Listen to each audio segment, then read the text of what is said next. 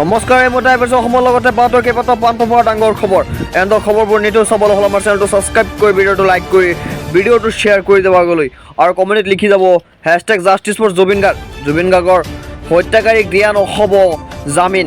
Fast track আদালতক শীঘ্ৰেই ঘোষণা কৰিব ফাঁচীৰ ঘোষণা।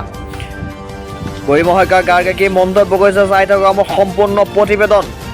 জামিন নাকচ অমৃতপ্ৰভা মহন্ত, সন্দীপন গাৰ্গৰ, নন্দেশ্বৰ বৰা আৰু পৰেশ বৈষ্ণৱৰ জামিন নাকচ কৰিছে। আজিৰ পৰা জুবিন হত্যাৰ গোচৰ বিচাৰ প্ৰক্ৰিয়া আৰম্ভ হৈছে বুলি গৰিমা শইকীয়া গাৰ্গে মন্তব্য কৰিছে। দোষীয়ে কঠোৰতকৈ কঠোৰ শাস্তি পাব বুলি আমাৰ বিশ্বাস আছে। গৰিমা গাৰ্গ আজি আচলতে প্ৰধান বিচাৰ কাৰ্য আজিৰ পৰাহে আৰম্ভ হৈছে বুলি আমি ক'ব পাৰোঁ। 4জন সাক্ষী আজি আহিলে আৰু প্ৰথম যিজনে FIR দিছিলে ৰাতুল বৰা মৰিগাঁৱৰ পৰা আহি তেওঁ যথেষ্ট দীঘলীয়াকৈ তেওঁৰ সাক্ষীবাদী হৈছে, খুব ভালকৈ হৈ গৈছে দেখিছোঁ। আৰু বাকী 3জন ইনভেষ্টিগেশ্যন অফিচাৰ যিকেইগৰাকী আছিলে, এগৰাকী SSP আৰু ইনস্পেক্টৰ আৰু SI তেওঁলোক আহিছিলে। কাইলৈ 5গৰাকীৰ আছে সাক্ষী, গতিকে তেনেদৰে 4-5 গৰাকীকে সদায় মাতিছে। 394গৰাকী লিষ্টত আছে সাক্ষীৰ, গতিকে হয়তো সকলোকে নামাতিব। যিসকলৰ খুব ইম্পৰ্টেণ্ট বুলি ভাবে আৰু যাৰ পৰা আচল তথ্য ওলাব পাৰিব তেনেকৈ সাক্ষী হয়তো তেওঁলোকে মাতিব। আৰু এনেকৈ গৈ থাকিলে যেনেকৈ নিৰ্ধাৰণ কৰা হৈছে সময়বোৰ, তেনেকৈ গৈ থাকিলে অতি সোনকালে কিবা এটা আমি ভাল সংবিধান এটা পাম বুলি আমি আশা কৰিব পাৰোঁ। তথাপিতো যথেষ্ট দীঘলেই হৈছে ন্যায় প্ৰক্ৰিয়া, ইয়াত মানে আইনী প্ৰক্ৰিয়াটো দীঘলেই হয়। এনেকৈ আমি ধৈৰ্যৰে বাট চাই আছোঁ আৰু উচিত এটা সংবিধান পাম বুলিয়ে দোষীয়ে শাস্তি পাব বুলি সেইটোৱেই মনত দৃঢ় বিশ্বাস এটা লৈ আহি আছোঁ। আৰু আমাৰ আইন, মই সদায় যেনেদৰে কৈ আছোঁ, আমাৰ ন্যায় ব্যৱস্থাৰ ওপৰত, আমাৰ আইনী প্ৰক্ৰিয়াৰ ওপৰত সম্পূৰ্ণ বিশ্বাস ৰাখি আমি আগবাঢ়িছোঁ। আৰু সেইদৰে আমি জুবিনৰ নামত আমি উচিত বিচাৰ আমি পাম আৰু দোষীয়ে শাস্তি পাবই, সেইটোৱে আমি বিচাৰিছোঁ। আৰু সেয়া প্ৰতিজন অসমীয়াৰ, সেয়া চৰকাৰেই হওক, সেয়া ন্যায় ব্যৱস্থাই হওক, প্ৰতিজন অসমীয়াৰে সেয়া মই ভাবোঁ এক স্বাভিমান হ'ব লাগে আৰু সেয়াই এক দায়িত্ব হিচাপে জুবিনক ন্যায় প্ৰদান কৰাটো। আৰু ইতিমধ্যেতো ধাৰা লাগিছে, সেইখিনি জানে। এতিয়া মুঠতে গোটেই কথাখিনি আদালতৰ মজিয়াত সাক্ষ্য প্ৰমাণ হ'ব সহ সকলো প্ৰতিষ্ঠা হ'ব লাগে আৰু দোষীয়ে অতি সোনকালে গুৰুতৰ শাস্তি পাব লাগে। একদম যিমানখিনি কঠোৰতকৈ কঠোৰতম শাস্তি হ'ব পাৰে সেইখিনিলে আমি আশাৰে বাট চাই আছোঁ। তেওঁলোকেও জামিন বিচাৰি আছে, অভিযুক্তসকলে বাৰে বাৰে মুখে কাছে খাবলগীয়া হৈছে। মই ভাবোঁ সেইখিনি আমাৰ ন্যায় ব্যৱস্থাই সেইখিনি উচিত বিচাৰি সদায় কৰি দিব। এতিয়া হৈছে পৰৱৰ্তী খবৰলৈ মই ডাঙৰ খবৰ দিবলৈ লৈছোঁ। ডাঙৰ খবৰ, বিগ ব্ৰেকিং নিউজ।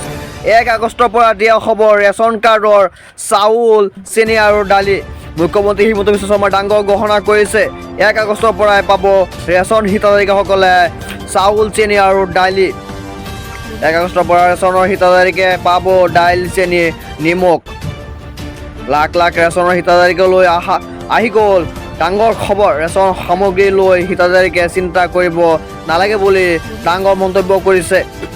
আগৰ দৰে লাভ কৰিব সকলো ৰেচন সামগ্ৰী। জুলাইত নতুন বাজেট হ'ব।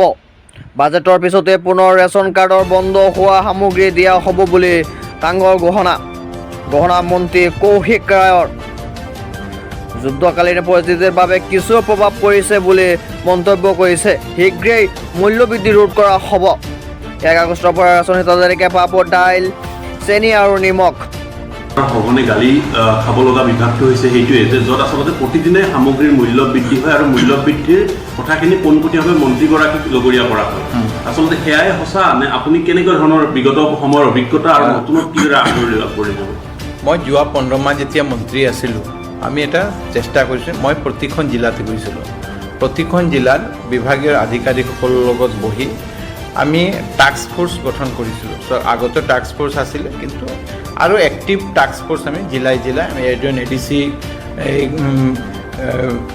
এইটো কনভেনাৰ চেয়াৰমেন কৰি এইটো এটা গোটেই ডিপাৰ্টমেণ্ট, পুলিচো থাকে, আমাৰ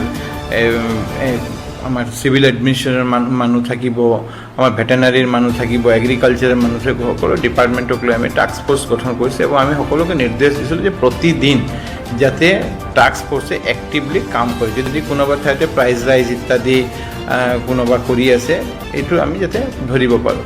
আৰু আপোনালোকে দেখা পাইছে সেই সময়ত মোটামুটি এক্টিভ হোৱাৰ কাৰণে মানে এই টাস্ক ফ'ৰ্চবিলাক এক্টিভ হোৱাৰ কাৰণে আমি এইটো সুন্দৰকৈ কৰিব পাৰিছোঁ, ইমান মূল্যবৃদ্ধি হোৱা নাই। আজিৰ দিনত যিটো মূল্যবৃদ্ধি অলপ এটা সমস্যা হৈছে, মূল্যবৃদ্ধি যেতিয়া হয় সকলোৰে এইটো অসুবিধা হয়, কিন্তু আজি যে যুদ্ধ চলি আছে তাৰো এটা প্ৰভাৱ এইবিলাকত পৰিছে। মই যোৱা 4 মাহ ইলেকশ্যন MCC এইবিলাকৰ কাৰণে বিভাগৰ বুজ ল'ব পৰা নাই। মই অহাকালি বিভাগৰ লগতো আকৌ বহি কেনেকৈ গোটেই বস্তুটো আকৌ ষ্ট্ৰীমলাইন কৰিব পাৰোঁ লগে আমি এটা ব্যৱস্থা কৰিছিলোঁ যে একদম দোকানীৰ পৰা FPS আমাৰ ফেয়াৰ প্ৰাইচ শ্বপৰ পৰা fair price shop level, block level, district লেভেলো ভিজিলেন্স মনিটৰিং কমিটি গঠনৰ আমি এটা প্ৰক্ৰিয়া আৰম্ভ কৰিছিলোঁ। আৰু এই প্ৰক্ৰিয়াতে যাতে পাব্লিক ডিষ্ট্ৰিবিউশ্যনটো ভালকৈ ৰাইজৰ তাতে যাব পাৰে এইটো আমি চেষ্টা কৰিছোঁ। এইকাৰণে এটা হ'ল প্ৰাইচ ৰাইজক আমি কণ্ট্ৰল, মূল্যবৃদ্ধিটোক আমি কেনেকৈ কণ্ট্ৰল ৰাখিব পাৰোঁ, স্মুথ ডিষ্ট্ৰিবিউশ্যন কেনে হ'ব পাৰে এইটো মই চেষ্টা কৰি যাম। আৰু 2টা বিভাগ পাব্লিকৰ লগত, 3খন বিভাগে পাব্লিকৰ লগত সম্পৰ্কিত বিভাগ, 3খন বিভাগতে পাব্লিকে প্ৰতিদিন প্ৰতি সময়তে পাব্লিকৰ লগত লগ লাগি এই কামবিলাক যাতে আমি কৰিব পাৰিম সেই চেষ্টা কৰি যাম। খাদ্য আৰু অসামৰিক যোগান বিভাগৰ আপোনাৰ অভিজ্ঞতা আছে 15 মাহ, কিন্তু কথা হ'ল জনতাৰ সঘনে গালি খাব লগা বিভাগটো হৈছে সেইটোৱে যে য'ত আচলতে প্ৰতিদিনে সামগ্ৰীৰ মূল্য বৃদ্ধি হয় আৰু মূল্য বৃদ্ধিৰ কথাখিনি পোনপটীয়াভাৱে মন্ত্ৰীগৰাকীক জগৰীয়া কৰা হয়। আচলতে সেয়াই সঁচা নে আপুনি কেনেকুৱা ধৰণৰ বিগত